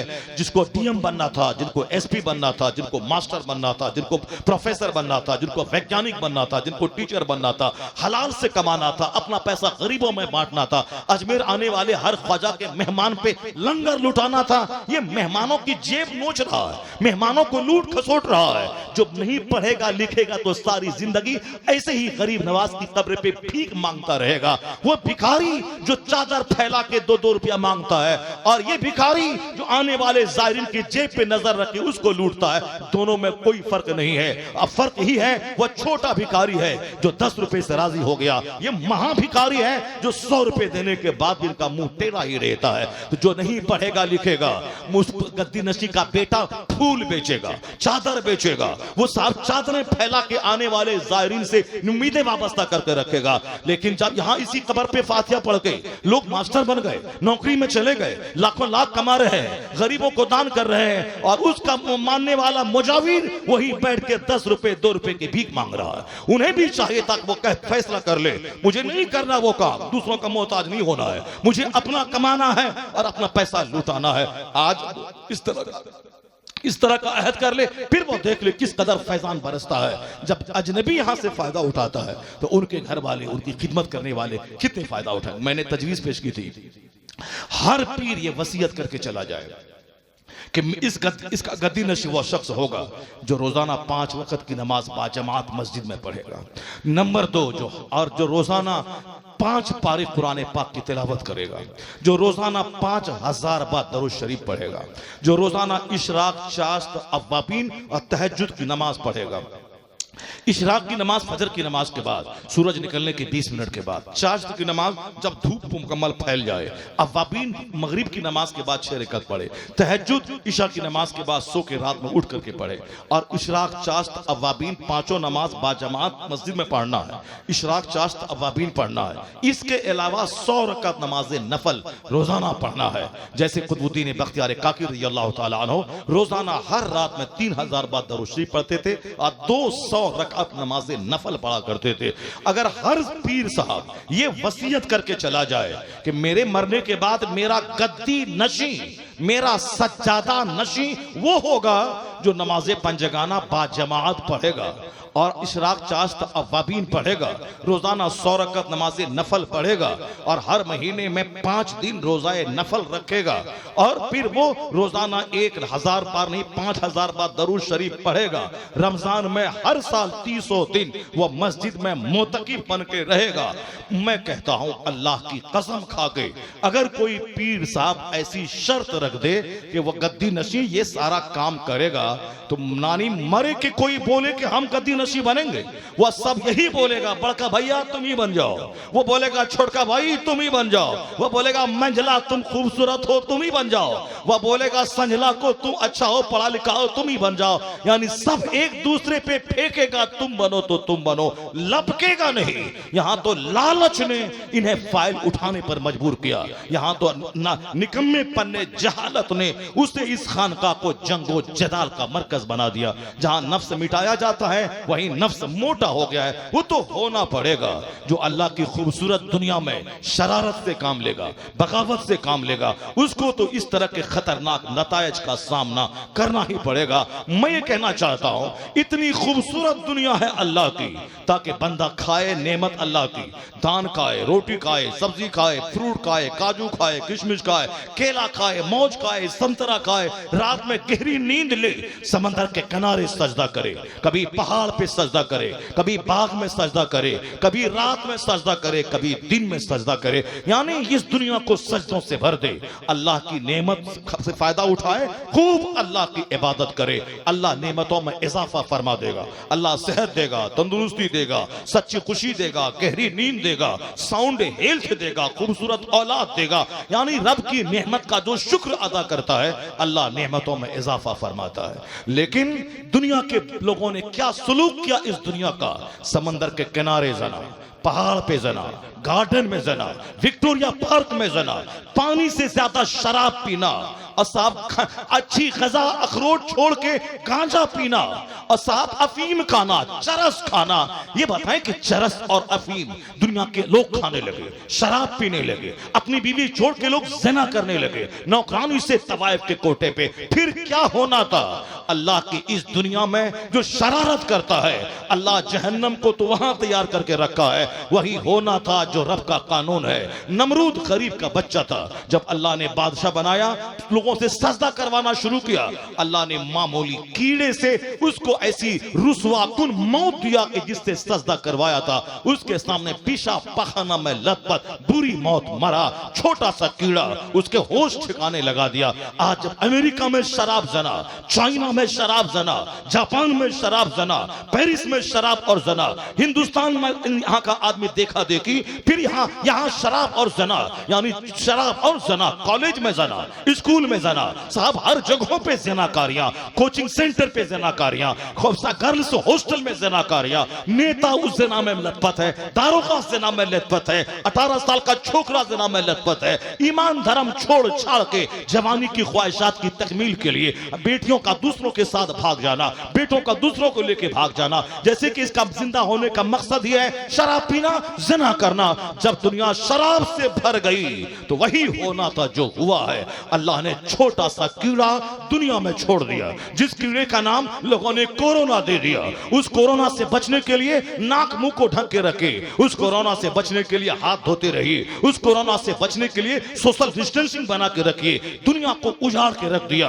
अमेरिका का वो शहर जो 24 घंटे जहां म्यूजिक चलता रहता था, वहां सन्नाटे का राज तारी हो गया। हिंदुस्तान का वो शहर, वो रेलवे स्टेशन 24 घंटे ट्रेनें चलती थी, वहां ताले लग गए। वह एयरपोर्ट जहां हर 1 मिनट पे जहाज फ्लाई करता था, वहां ताले लगे, कुत्ते बोलने लगे। वहां साहब बिल्लियां चरने लगी, कुत्ते बोलने लगे। एयरपोर्ट बंद, ताले लग गए। 50 करोड़ रुपए की फैक्ट्री में ताले लग गए। यहां तक कि सड़कें उजड़ गई, घर उजड़ गया, तवाइफ के कोठे उजड़ गए। हर आदमी का घर जेल बन गया। लोग अपने घर में कैदी बन के रहने लगे। जिसको प्लान था कि आज सुबह यहां, कल शाम वहां, परसों वहां, ये सारा शेड्यूल मेरा 6 महीने का है, वह जेल में घर में कैदी बन के रह गए। घर से बाहर निकलेगा पुलिस वाला शूट कर देगा। वह मस्जिदें जहां 24 घंटे घंटे अल्लाह की सदाएं आती थी। उस मस्जिद में जुमा और ईद की नमाज लोग नहीं पढ़ने लगे। वो हज बैतुल्लाह जो 24 घंटे वो खाने काबा का दरवाजा खुला रहता है, वहां का लोगों ने तवाफ तक बंद करवा दिया। पूरी दुनिया में हाहाकार मच गया,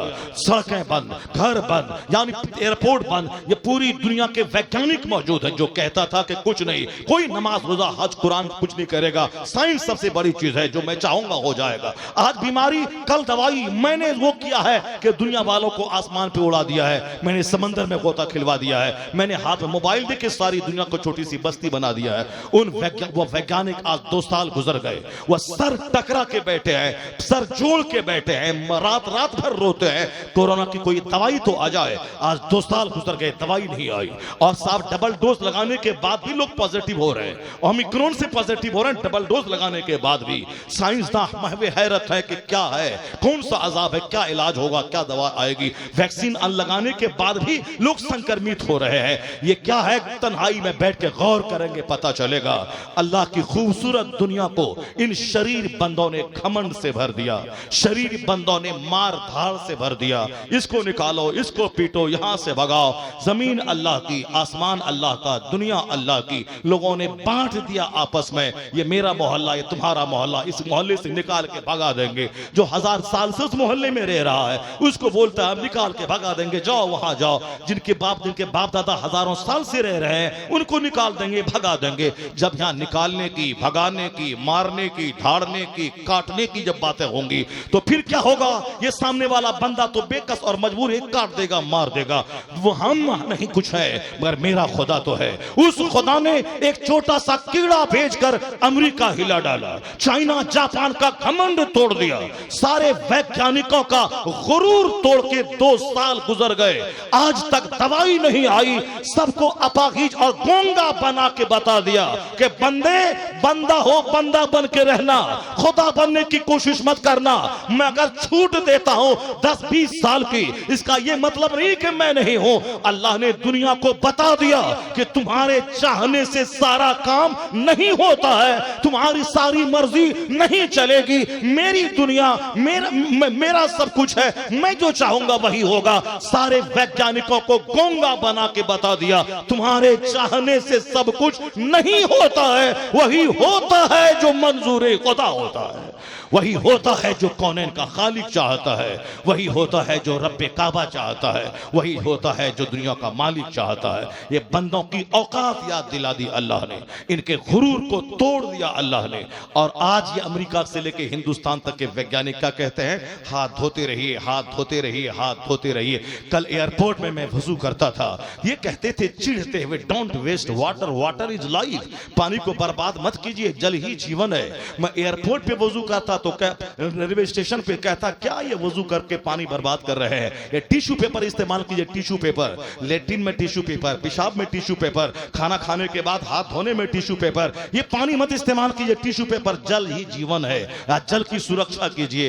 ये भूल गया कि जिसने जल दिया है उस जल देने वाले का सजदा करने के लिए हमें जल की जरूरत है, ताकि मैं शुद्ध हो जाऊं और पवित्र हो जाऊं, फिर उसके बाद उस जल देने वाले को मैं सजदा करूं। नहीं, जल ही जीवन है, जल की पूजा है, जल देने वाले के खिलाफ है। और साहब दरख्त पेड़ पौधे के सामने सर झुक रहा है, और जिसने दरख्त पैदा किया उससे बगावत है, उसका इनकार है। ये शरीरों को मजा चखाने के लिए आज अमेरिका का वैज्ञानिक बोलता है कोरोना से बचना है तो हाथ धोते रहिए, हिंदुस्तान के वैज्ञानिक बोलते हैं कोरोना से बचना है तो हाथ धोते रहिए, लगातार धोते रहिए, पानी से धोते रहिए, धोते रहिए, धोते रहिए। China, Japan, Paris, Germany, Canada, Norway, America, Britain, France, यानी जो बड़े बड़े तरक्की याफ्ता ममालिक है वह सब कहते हैं हाथ धोते रहिए, मास्क पहन के रखिए, वरना नाक से कीड़ा घुसेगा, मुंह से कीड़ा घुसेगा, इसको धोते रहिए। ठीक है, मैं मास्क पहनता हूं, मगर मैं एक बात कहता हूं, जहां हाथ धोने की वकालत आज दुनिया कर रही है,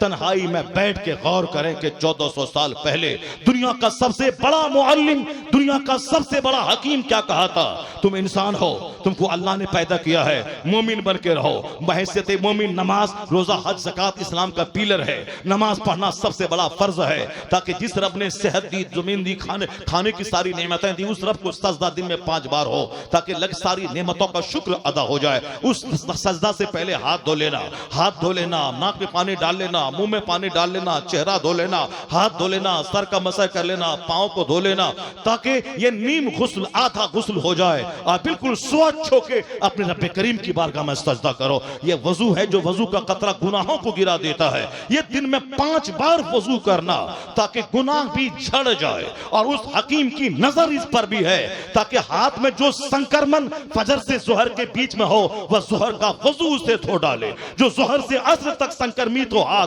असर का वजू से धो डाले। जो असर के मगरिब के बीच में संक्रमण जाए, मगरिब का वजू से धो डाले। मगरिब से ईशा के बीच में संक्रमित हो हाथ, ईशा का वजू से धो डाले। फिर ईशा से लेकर फजर तक अगर कोई कीड़ा हाथ में लगा हो, फजर का वजू से धो डाले। और वजू उन रास्तों का प्रोटेक्टर है जिन रास्तों से बीमारी अंदर घुसती है।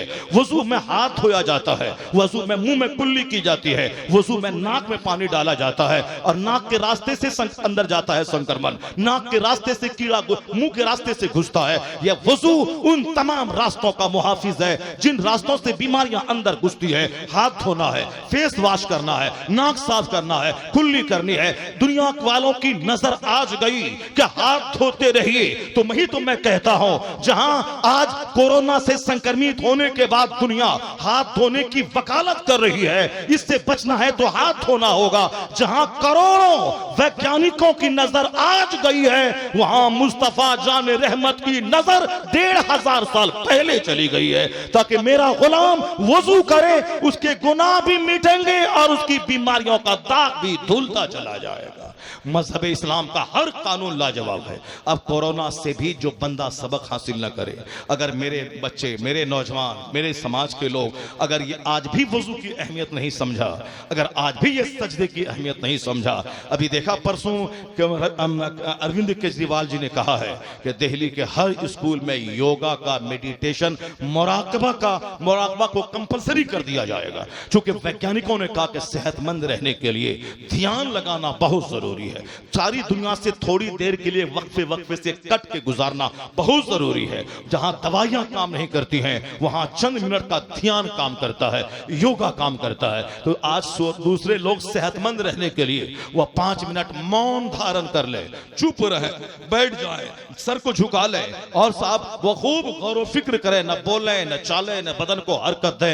इसी क्या कहते हैं? मेडिटेशन कहते हैं, मेडिटेशन कहते हैं। योगा किसे कहते हैं? हाथ उठाएं, हाथ नीचे करें, उसे योगा कहते हैं। सेहतमंद रहने के लिए केजरीवाल जी योगा और मेडिटेशन पे जोर दे रहे हैं। सेहतमंद रहने के लिए हमारे प्रधानमंत्री जी योगा और मेडिटेशन पे जोर दे रहे हैं। सेहतमंद रहने के लिए दुनिया की सारी कौमें योगा, मेडिटेशन पे जोर दे रही है। आज देखेंगे एयरपोर्ट पे एक बड़ा थैला हाथ में होता है अरबपतियों का, और उसमें 1000 दाने वाला माला होता है, और दूसरों के सामने कैसे वो माला लंबा लेके जाएगा, अपना हाथ उसमें घुसा करके वो माला गिन रहा होता है। मैंने देखा बहुत बड़ी ठीक लगा करके वो सब एयरपोर्ट पे घूम के वो माला गिन रहे हैं। जो काम तुम्हारा था, जो तुम्हें तस्बीह पढ़ना था, तुमको मुस्तफा ने कहा था 33 बार 34 बार सुभान अल्लाह, अल्हम्दुलिल्लाह, अल्लाह अकबर, जो रोजाना 100 बार सुभान अल्लाह व बिहम्दिही पढ़ता हो, सुबह में शाम में समंदर की झाग के बराबर उसके गुनाह हो तो अल्लाह माफ फरमा देता है। ये 100 की गिनती हुजूर ने कहा था जो 1000 बार दुरूद रोजाना पढ़े,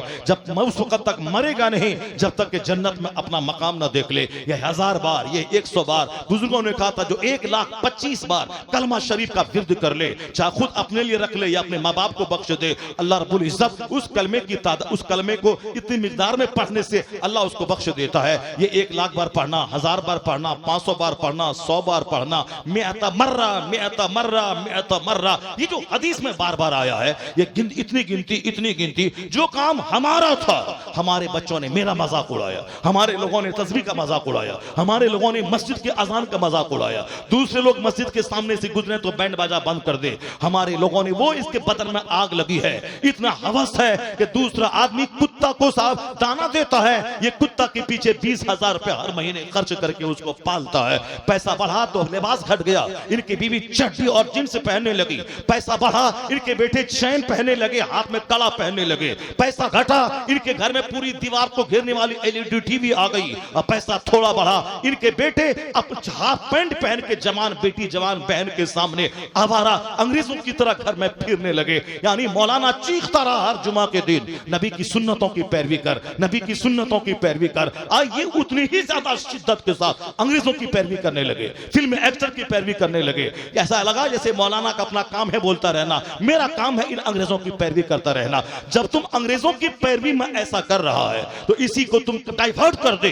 जब पैरवी ही करनी है, अपनी कोई तहकीक नहीं है, पैरवी ही करनी है, दूसरों के फुट स्टेप पर ही चलना है, तो पैरवी कर मुस्तफा जाने रहमत की। लिबास पहनने में, सोने जागने में, कपड़ा पहनने में, जिंदगी गुजारने में अगर मुस्तफा की पैरवी तुमने किया तो सारी दुनिया तेरी पैरवी करेगी, सारी दुनिया तेरे दरवाजे पे आएगी। नबी को जो मॉडल बना ले उसको समाज मॉडल बना लेता है, उसको यहां अल्लाह इज्जतों से नवाजता है, मरने के बाद मुस्तफा की शफाअत से उसे मालामाल कर देता है। हमने जिसकी ऐसे की पैरवी की, यहां जलील हो गए, यहां रुसवा हो गए, कहीं का नहीं रहे। न अल्लाह की मदद मेरे साथ है, न मुस्तफा की अता मेरे साथ है। जाहिर सी बात है जो अल्लाह की बात मानेगा उसी पर न खुदा की रहमत होगी, जो रसूल पाक की बात मानेगा उस पर न खुदा की रहमत होगी। इस कोरोना काल ने हमें बहुत कुछ समझाया है। हमारे बुजुर्गों ने कहा था फित्नो फसाद के वक्त में अपने घर को सबसे बड़ी खानका बना लेना, यह हदीस में आया है। आखिर जमाने में जब फितना फैल जाए, यानी घर से बाहर निकले के गुनाह चालू है, जैसे आजकल देख सकते हैं घर में है अकेला तो ठीक है, और फिर घर से बाहर निकले तो सामने वाला दोस्त मिला, गीबत चालू है, मारधाड़ की बात चालू है, सामने अधनंगी लड़कियां आ रही हैं, निगाह बहक रही है, गुनाह चालू है, सामने साहब झूठ बोल रहे हैं, 5 लोग कोई डुगडुगी बजा के जादू का खेला कर रहा है, मस्जिद में खड़ा ना हुआ, वहां खड़ा होके वह जादू का खेल तमाशा देखना शुरू कर दिया। पान की दुकान पे है, वहां गाना है, बजाना है, टेलीविजन है, पटना जाना है, कोच में साहब गाना है, बजाना है, एयरपोर्ट में जाए वह अधनंगी एयर होस्टेस है, उनको देखना है, गाना है, बजाना है। यानी घर में है तो ठीक है, घर से बाहर निकले तो फित्नो फसाद का बाजार घर में है। इसलिए हुजूर ने कभी कहा था आखिर जमाने में अपने अपने घर की टाट बन जाना, टाट बन जाना, यानी जिस तरह टाट बिछा के रखते हो वह जरूरतन कभी कभार उसको टाट को निकाला जाता है, सफाई झाड़ू लगाया जाता है, उसी तरह अपने घर की टाट बन जाना, यानी ज्यादा टाइम अपने घर में गुजारना ताकि कान गुनाह से महफूज रहे, आंख गुनाह से सेफ रहे, ताकि हाथ पांव क्राइम और अत्याचार से सेफ रहे। हमने ही कहा था कि ज्यादा फजूल दोस्ती नहीं, ज्यादा फजूल घूमना फिरना नहीं। यहां मोहल्ले में शादी है किसी छोकरे की और ये अपना सारा कारोबार दुकान बंद करके उसके पीछे पागल है, यानी अब्दुल्ला की शादी में ये दीवाना है, अब साहब उसके दोस्त बेगाने की शादी में अब्दुल्ला दीवाना है। शादी है दोस्त की, ये अपना घर बार माँ बाप सारा छोड़ करके अब 10 दिन से उसी के पीछे भाग रहा है, बाइक लेके बाजार जाना, वहां से सामान लाना, चाय की प्याली लाना, ये लाना वो लाना, शादी है अब साहब बेगाने की, ये अब्दुल्ला उसके पीछे दीवाना है। बहन कहाँ है, माँ कहाँ है, भाई कहाँ है, अपनी दुकान अपना कारोबार छोड़ के हुल्लड़बाजी कर रहा है, और 10 छोकरे हैं हुल्लड़बाजी कर रहे हैं। शादी को जैसे कि एक बहुत बड़ा प्रॉब्लम बना दिया है। शादी इतना सिंपल कि गली में शादी हो जाए किसी को पता तक ना चले, 5 आदमी के बीच में शादी, मस्जिद में शादी, जहां लड़का जवान होगा रिश्ता तहवा फौरी, घर में 10 लोग बैठे और शादी, ताकि जिना चोर दरवाजे से भी दाखिल ना हो, मुश्किल हो जाए। यहां हमने जिना को आसान बना दिया, शादी को मुश्किल बना दिया, क्योंकि शादी के लिए कार्ड छपाना है, 50 बार मेहमान का आना जाना है, फिर मंगनी करनी है, एक शादी से ज्यादा 2-4 शादी का खर्चा मंगनी में उसी में खर्च हो जाए, आने जाने देखने इनकार करने रिजेक्ट करने में खत्म हो जाए। उसके बाद कार्ड छपाई का मुकाबला, यानी 200 रुपए पर कार्ड पे मैंने छापा है, पूरे शहर में कोई ना छापा होगा। ये साहब डेकोरेशन करने का मुकाबला, और साहब वो दस्तरखान सजाने का, 10 प्रकार खाना खिलाने का, वो खिलाया है 200 को तो मैं 500 को खिलाऊंगा, वो पिलाया 500 को तो हम 5000 को खिलाएंगे। यानी जिस तरह हराम की कमाई किया है उसी तरह दूसरों के खिलाने में लूटा रहा है। मस्जिद में 10 रुपए का चंदा नहीं दिया और यहाँ 1000 आदमी को खिलाने के लिए 25 साल से जिस दिन बेटी पैदा हुई थी उसी दिन से पैसा बचा बचा के रखा। हज फर्ज हुआ, हज नहीं किया, ज़कात हर साल देना है वो नहीं दिया, जो जिस पैसे की ज़कात ना निकली हो, जो कभी हज न किया गया हो, वो पैसा तो इन चमारों के खिलाने में खर्च हो ही जाएगा। 1000 आदमी को खिलाया, वाह मौलाना साहब आपने खाना खिलाया है मजे का, 1 सेकंड उधर नजर फिरी, बोलता हाँ हराम का जैसा का माल था वैसा लूटा रहा है। दूसरों की जबान से तारीफ सुनने का ख्वाहिशमंद,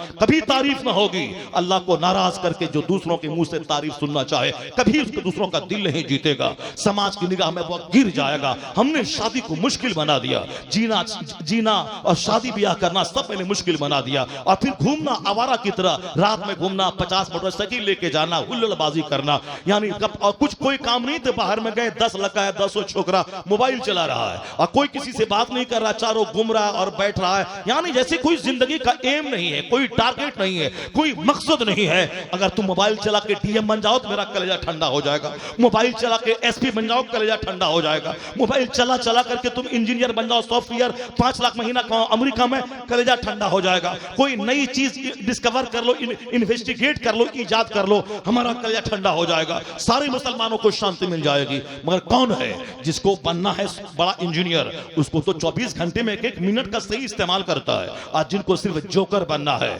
जिनको सिर्फ साफ कहे कि वो फिल्म स्टार का फॉलोवर बनना है, वही गांव समाज में इसी तरह घूमते रहते हैं। अब जब कानून मुस्तफा को तोड़ा गया तो आज पुलिस वाले डंडा से मार मार के चलो घर चलो, बाहर घूमेगा, संक्रमण है, कोरोना का दौर है। बंबई में समंदर के किनारे घूमने वाले बच्चों को पुलिस वाला मार मार के घर में पहुंचाया। चौराहे पे पटना में जो बच्चा घूमता था, डंडा से मार मार, चलो घर चलो, घर में जाओ, अभी कोरोना का संक्रमण फैला है, तीसरी लहर आने वाली है, जाओ घर, 144 लागू है, 8 बजे के बाद कोई नहीं घूमेगा। जो हदीस की बात नहीं मानेगा, जो उलमा की बात नहीं मानेगा, जो गैर जरूरी दोस्ती नहीं छोड़ेगा, जो अपने घर में नहीं रहेगा, उसे तो पुलिस का डंडा खाना पड़ेगा, उसी तो पुलिस वालों की मार खानी पड़ेगी। इसलिए आज जब वो कहते हैं संक्रमण से बचना है तो अपने घर में रहो, घर में रहिए, सुरक्षित रहिए, घर में रहिए, सुरक्षित रहिए। यही पैगाम तो मुस्तफा ने दिया था कि फितना फसाद के जमाने में अपने घर की टाट बन जाओ,